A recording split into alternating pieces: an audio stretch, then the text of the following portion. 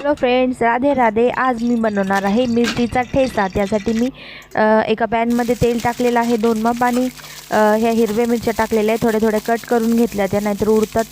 ह्या आपल्या तोंडावर उडण्याची भीती असते. थोडंसं झाकून ठेवायचं, थोडंसं फ्राय करून घ्यायचं मिरच्या, हे बघा. आणि त्यामध्ये ह्या लसूण जास्त टाकला तर हा ठेचा टेस्टी होतो जास्त. लसूण, जिरं, शेंगदाणे, थोडीशी कोथिंबीर, परत एकदा ह्याला फ्राय करायचं, असं हलवून घ्यायचं. आणि हा ठेचा खलबत्त्यात वाटलेलाच चांगला लागतो मिक्सरपेक्षा. आणि ओबडधोबड आपल्याला वाटून घ्यायचा आहे. हा माझा खलबत्ता थोडा छोटा आहे, मी थोडं टाकून वाटून घेते. आणि मीठ नंतरच टाकायचे आपल्याला ठेच्यामध्ये. आधी टाकलं तर तोंडावर उडण्याची भीती असते. हे पहा, माझं वाटणं झालेलं आहे, तुम्ही बघू शकता. एका वाटीत मी काढून घेते. हे बघा, हा ठेचा जास्त तिखट पण नाही होत, माझी मुलं आवडीने खातात. हे पहा, अगदी छान झालेला आहे ठेचा, चमचमीत. Bye bye.